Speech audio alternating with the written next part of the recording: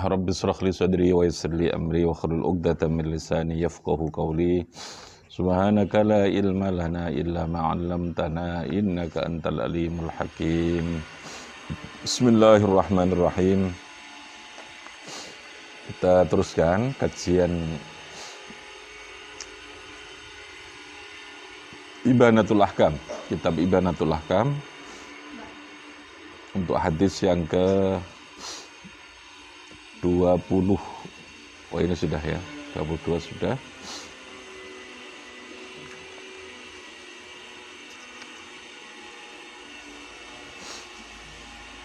Kitabnya apa namanya? Ibanatul Ahkam. Hadis yang ke 25 ya.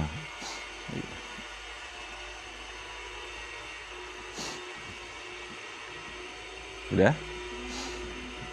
Bismillahirrahmanirrahim. Wa bihi wa ilaihi qala an Aisyata radhiyallahu anha qalat kana Rasulullah sallallahu alaihi wasallam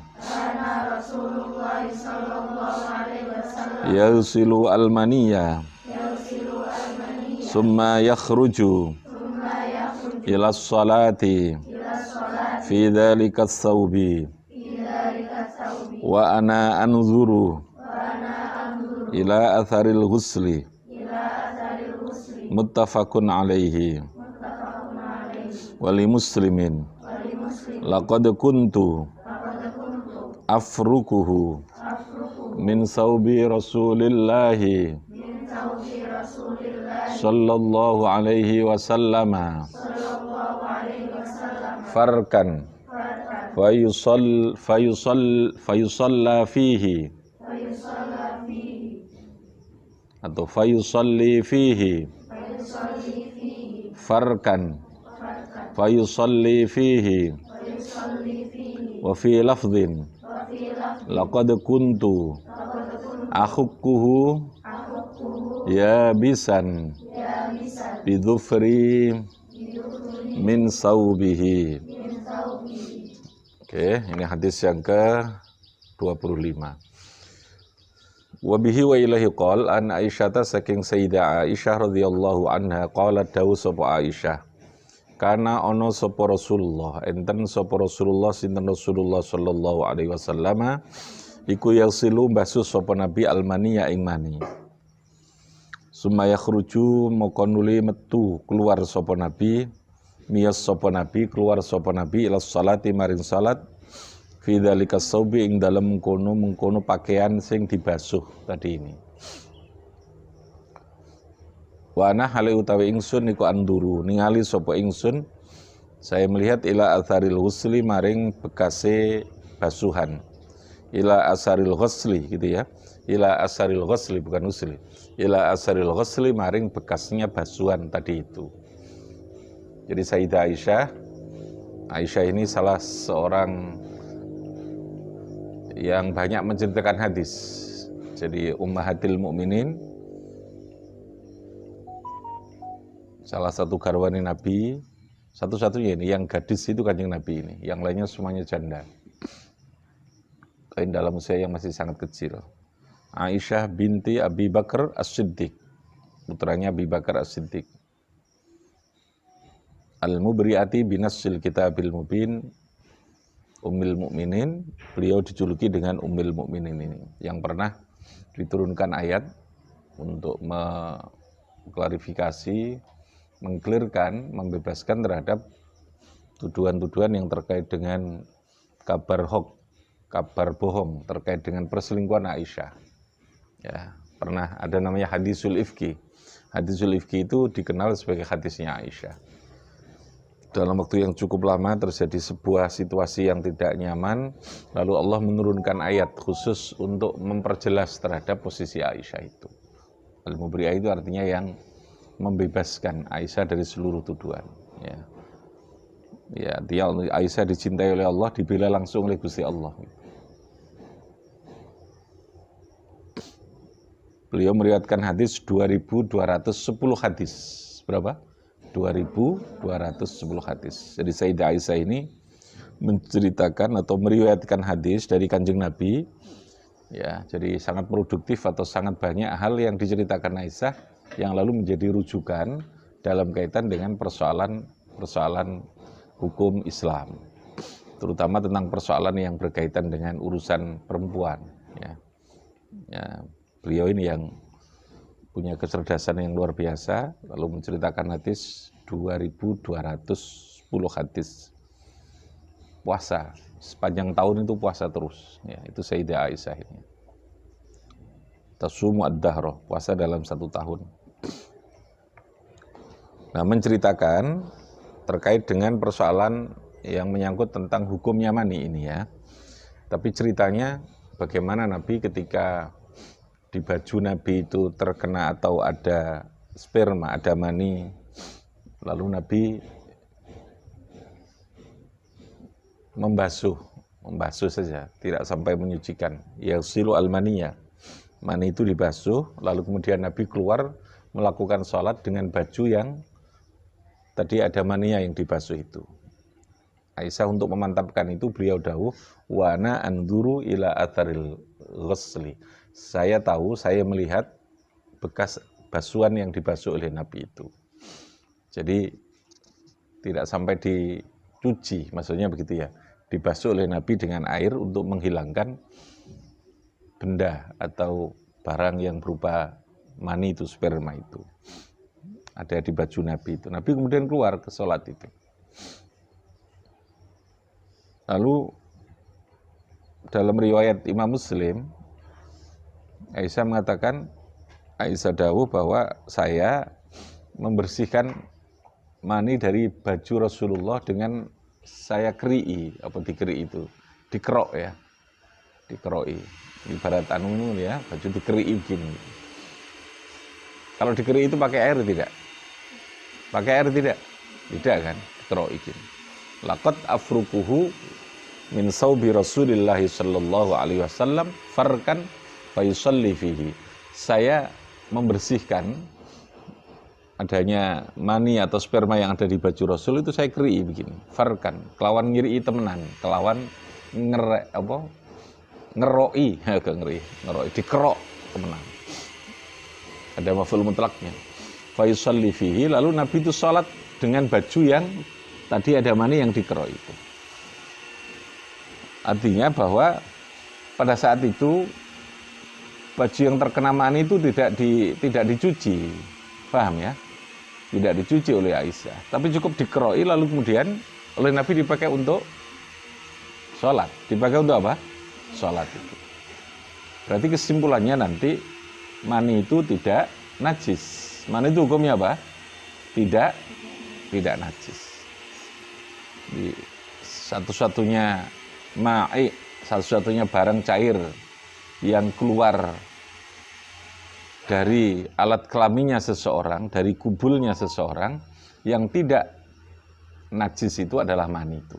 Makanya kalau dalam fikih itu wa kullu ma'in kharaja minas sabilaini najisun illal maniyah. Ada pengecualian apa? Illal maniyah. Dalilnya nanti pakai ini.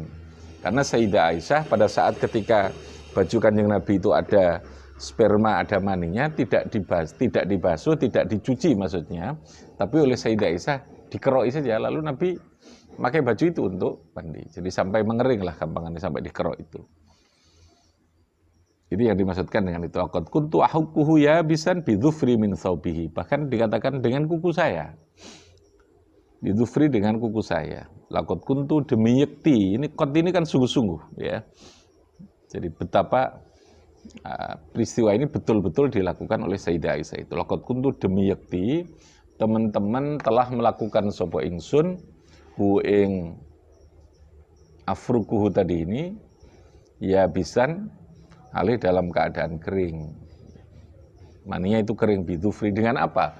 Bidhufri kelawan kuku ingsun. Jadi membersihkannya itu dibersihkan dengan kuku ini Sayyidah Aisyah min saubi. Nanti kesimpulan fikihnya bahwa mani itu tidak najis dalam mazhab Syafi'i itu.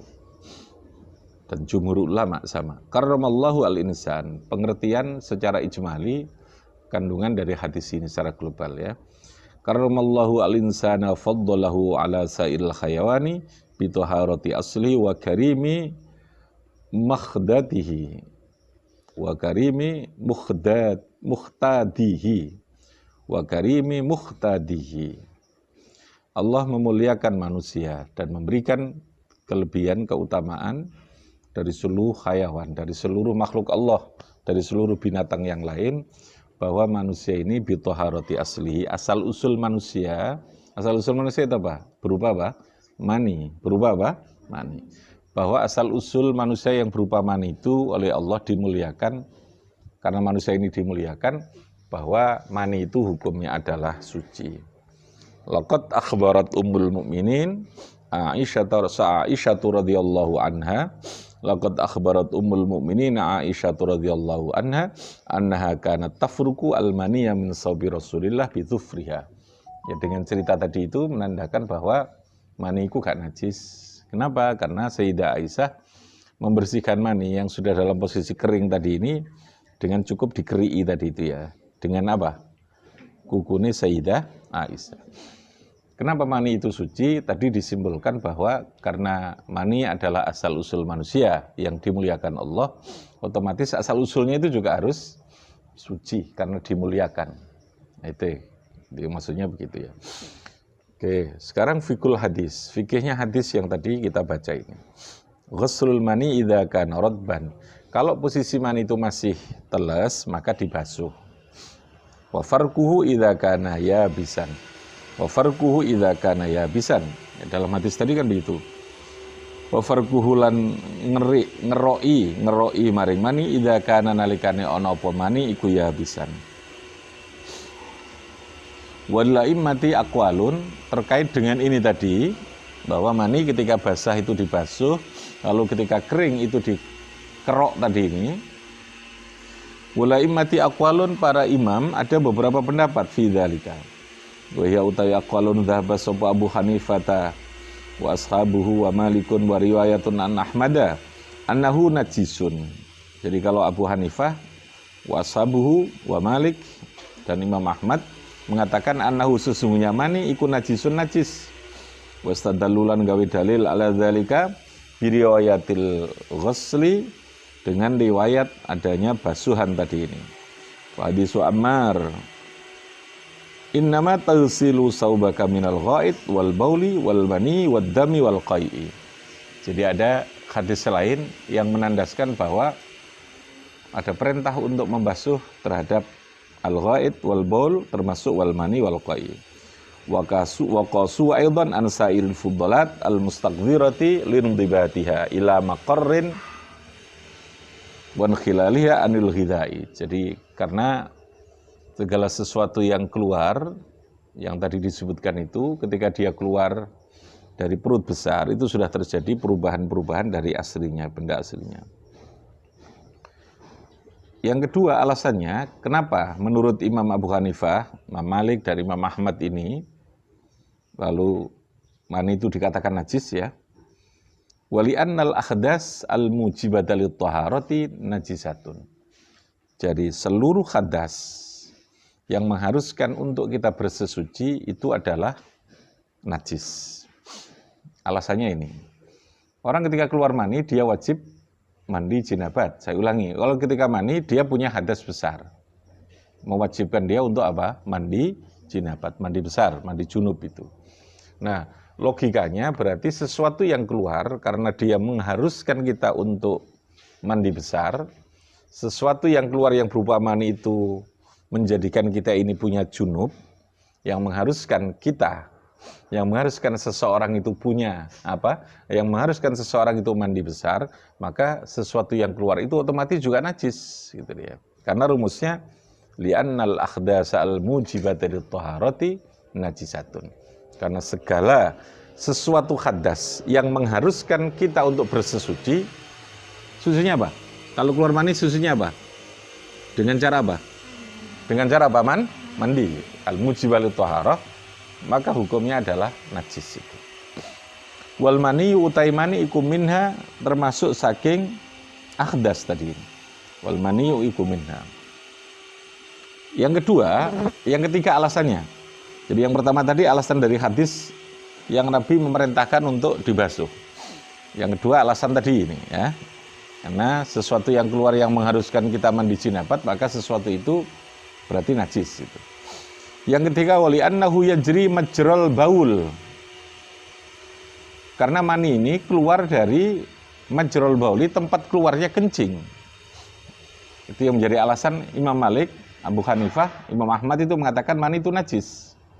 3 alasan tadi ya. Satu, karena ada hadis juga yang mengatakan bahwa Nabi memerintahkan untuk apa? Membasuh mani. Fahim tunna? Perhatikan. Satu, kenapa? Kenapa menurut mereka mani itu najis? Ada 3 alasan. Satu, karena apa? Nabi memerintahkan untuk membasuh mani. Paham ya? Kalau dibasuh itu berarti najis. Kan begitu toh? Sesuatu yang dibasuh dengan air itu berarti apa? Najis. Yang kedua, karena keluarnya mani ini menjadikan kita punya hadas besar yang kita harus bersih suci. Sesuatu yang menjadikan kita punya hadas itu berarti sesuatu itu najis. Dan mani salah satu penyebab menjadikan kita punya hadas besar. Itu alasan siapa? Imam Malik, Imam Abu Hanifah, dan Imam Ahmad. Paham ya? Yang mengatakan mani itu najis. Kalau kamu ngaji takrib kan semua mengatakan mani itu suci gitu ya, illal maniyah. Paham enggak? Semua yang keluar dari kubur-dubur adalah najis, kecuali apa yang tidak najis? Mani. Itu nanti mazhabnya Imam Syafi'i di belakang. Paham ya? Ini perbandingan mazhab ini ya. Yang ketiga alasannya, yang mereka mengatakan najis ini, karena mani ini keluar dari tempat keluarnya kencing. Gitu ya. Maka lalu kemudian dikatakan itu najis. Oke, fahimtunna? 3 alasan itu. Lalu bagaimana dengan hadis tadi? Aisyah yang ngeroi tadi, yang tidak membasuh tapi cukup dikeri, afrukuhu, ahukuhu bidhufri. Bagaimana? Memahami itu tadi. 3 imam tadi ini yang mengatakan bahwa mani tidak najis. Pemahaman mereka bagaimana? Wa awwala malikun ini ya. Imam Malik memahami hadis al-farqi bi annahu ma'a mukhalatatihi al-ma'a.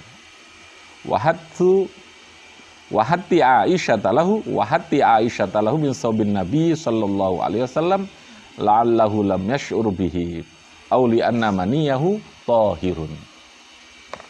Ketika dibantah loh, tadi kan Aisyah katanya tidak membasuh tapi cukup dikeri. Terus bagaimana itu hukumnya?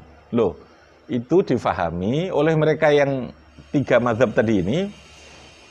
Ketika ngeroi itu, Aisyah itu melakukannya dicampur dengan air. Saya ulangi ya. Jadi hadis tadi difahami, benar Aisyah itu ngeri, tapi ketika ngeroi mani yang kering dari baju Rasul itu, ketika beliau ngeroi itu, beliau juga menggunakan air. Cuman nggak disebutkan, gitu loh ya. Sehingga menurut 3 mazhab ini, berarti kudu dibasuh. Gitu loh ya. Dikeroi itu untuk menghilangkan apa? Maninya, benda maninya, lalu kemudian dibasuh. Haukuh itu. Atau kalaupun toh tidak menggunakan air, menurut mereka 3 mazhab ini,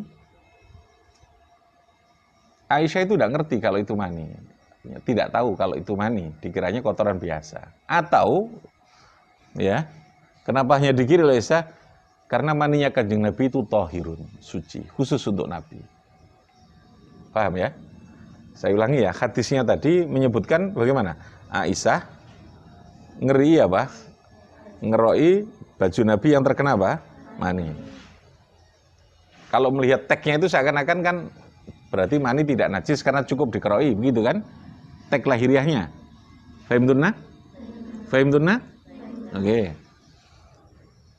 Tetapi ini dipahami oleh 3 imam tadi yang mengatakan mani itu najis. Sing dimaksud Aisyah ngeroi tadi itu dikeroi barangnya, terus setelah itu tetap dibasuh, tetap menggunakan air. Atau yang kedua mereka memahami, atau bisa jadi Aisyah itu tidak tahu kalau itu mani, dibersihkanlah oleh Aisyah dengan kuku. Atau memang tahu kalau itu mani, tetapi beliau ngerti bahwa mani Kanjeng Nabi itu adalah tahirun, suci, berbeda dengan mani yang lain. Jadi semacam pengecualian. Fahim tunna? Itu alasan 3 mazhab yang mengatakan bahwa mani hukumnya apa? Najis. Paham ya? Nah, itu namanya perbandingan mazhab. Muqaranatul madzahib. Muqaranah itu Anda akhirnya tahu pendapat lain yang mengatakan mani tidak najis. Dari mazhab siapa tadi? Imam Abu Hanifah, Imam siapa? Imam Malik dan Imam Ahmad. Abu Hanifah ini washabu Malik. Jadi ya begitu cara berpikir hukum itu begitu itu ya. Dasarnya dalilnya sama, tapi cara pemahamannya yang berbeda tadi. Wa inda Abi Hanifah, dan menurut Abu Hanifah, yusalu bil ma'i ar-radbu. Yusalu dibasuh. Bil ma'i dengan air opo ar-radbu mani kang teles. Jadi kalau Abu Hanifah itu masih dibagi. Kalau teles harus dibasuh dengan air. Wa yakhuttu al-yabis, lan cukup dikeri apa al-yabisu yang garing minnu saking mani amalan bil hadisa ini. Jadi kalau Abu Hanifah menjelaskan dengan dua sisi, ya didelok dhisik lah. Kalau posisinya itu sudah kering, ya cukup. Dia najis, tapi kalau sudah kering cukup dikeri tadi itu. Tapi kalau masih basah harus dibasuh dengan air. Pembagiannya tapi tetap najis, hanya cara membersihkannya berbeda, seperti Sayyidah Aisyah tadi itu. Jadi kalau Aisyah itu ngeri, yang dikeri itu karena sudah posisi kering. Sedangkan yang dibasuh tadi karena masih posisi apa? Basah. Sehingga hadisnya tetap berjalan keduanya gitu. Lagi Anda diajari cara memahami suatu dalil ya. Faham tunna? Ya. Hadis kan tadi? Hadis itu sumber hukum. Hadis itu apa? Sumber hukum. Nah, sumber hukum sebagai dalil perlu difahami. Cara memahaminya koyok ngono kuwi mau. Oke. Wa madzhab Syafi'i, ini madzhab Syafi'i sekarang. Washabul hadis wa Ahmad fi as-sakhir riwayataini anhu. Kalau menurut madzhabnya Imam Syafi'i, annahu tahirun. Ini jelas ya. Seperti dalam kitab-kitab fikih yang kita pelajari. Karena fikih kita ini ala madzhabis Syafi'i. Apa? Ala madzhabis Syafi'i. Annahu sesungguhnya mani ikut tahirun suci. Annahu saat temen mani ikut tahirun suci. Bahwa mani itu suci. Wastadallulan gawe dalil sapa Syafi'i washabul hadis wa Ahmad. Wa Ahmad fi asahhi riwayataini anhu annahu sesungguhnya mani ikut tahirun. Wastadallu ala dzalika ingatasi mengkono annahu tahirun bi hadis Ibnu Abbasin. Qala dawu sapa Ibnu Abbas suila ditanya sapa Rasulullah anil mani alladzi yusibu as-sauba. Nabi ditanya tentang mani yang mengenai baju. Qala innama huwa bimanzilatil mukhati wal buzaqi wal busaqi. Itu sama dengan umbel, ludah, wal busaq. Wa qala innama yakfika an tamsahahu bi khirqatin au idkhiratin idkhirah. Idkhirah itu suket alang-alang. Cukup dibersihkan. Ya, dengan gombal. Cukup dibersihkan dengan gombal, tidak perlu dibasuh. Maksudnya begitu. Akhrajahu ad-Daruqutni wal Baihaqi. Fatashbihu bil mukhati wal buzaki dalilut taharati.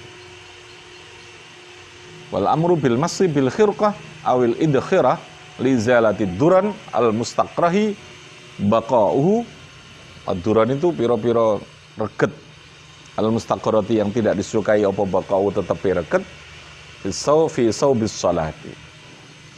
Jadi kalau menurut Imam Syafi'i dan ashabul hadis bahwa mani itu hukumnya suci. Karena memang ada riwayat juga yang memperkuat bahwa dari Ibnu Abbas tadi dikatakan bahwa Nabi itu ketika ditanya tentang bagaimana ketika ada mani mengenai baju, Nabi bilang, Nabi dawuh, ya sudah cukup dibersihkan saja. Karena yang namanya mani itu sama dengan ludah, sama dengan itu, sama dengan ludah, sama dengan umbel. Dia tidak menjadikan mani itu menjadi najis. Paham ya?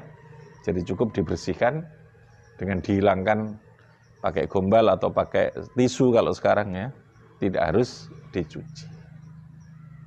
Nah itu perbedaan hukum terkait dengan pemahaman hadis. Jadi saya ulangi, hadis tadi yang kita baca ada beberapa pemahaman perbedaan dari para madhahib itu terkait dengan posisi hukumnya mani. Kalau menurut Abu Hanifah, Imam Malik, washabu ini, bahwa mani itu hukumnya apa? Najis. Mani itu hukumnya apa? Najis. Hadis yang berkaitan dengan tadi Sayyidah Aisyah itu ngeri iman itu difahami bahwa itu karena posisinya sudah kering, atau karena Sayyidah Aisyah itu ketika ngeri juga lalu disertai dengan menggunakan air, atau ada yang memahami bahwa karena mani Rasul itu dianggap suci, khusus mani Kanjeng Nabi itu. Tapi kalau menurut Syafi'i bagaimana? Mani hukumnya apa? Suci. Ya. Kalau dalam takrib gitu kan, wa kullu ma'iin, ayo, kharaja minas sabilaini najisun illal maniyah. Nah itu ya. Semua yang keluar dari sabilain, kubul dubur itu adalah najis, kecuali yang tidak najis adalah mani. Itu mazhab Syafi'i yang tadi ini berdasarkan hadis ini, hadis Aisyah, juga berdasarkan hadis yang diceritakan oleh Ibnu Abbas tadi. Oke, Allahu a'lam bissawab. Rabbi fanfa'na bi barakatihim wahdinal khusana matihim wa amitana fi tariqatihim. Oke, ditambah ya, satu hadis 26. Hadis berapa?